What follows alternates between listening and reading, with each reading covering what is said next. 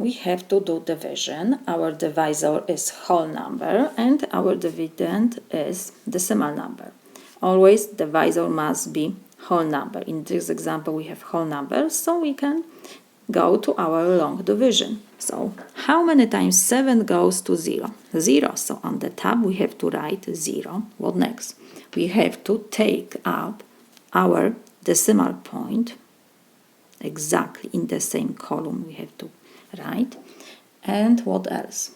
Now we have to do multiplication. 0 times 7 is 0. And we do subtraction. We do long division like we do long division for whole numbers now. So 0 minus 0 is 0. So what else? We don't have to write the 0. We took decimal point to the top. And next we have to take down next digit is 0. So again, 0 we have. How many times 7 goes to 0? 0. So on the top we have to write 0. And now we have to do multiplication. 0 times 7 is 0. Subtraction. 0 minus 0 is 0. We don't have to write. So we have to take down next digit is 4. And 4 divided by 7 is 0. On the top we have 0. And now again we have to do multiplication. 0 times 7 is 0. Again subtraction. 4 minus 0 is 4. And now we have to take down next digit. It is 2. We have 42 divided by 7 is 6. 6 times 7 is 42.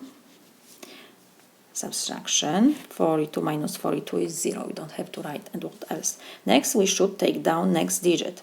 But in this example we have to round our solution to the nearest hundredth. So what we need after decimal point? We need 3 digits. The second digit is hundredth. And we need extra 1 digit to know how to round. In this example we have already 3 digits after decimal point, so we don't have to do division anymore. We just copy our number. We have 0 decimal point 0 0 6.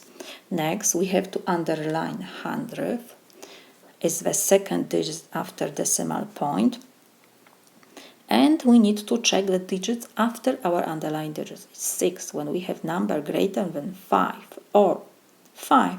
What we have to do? We need to add 1 to our underlined digit.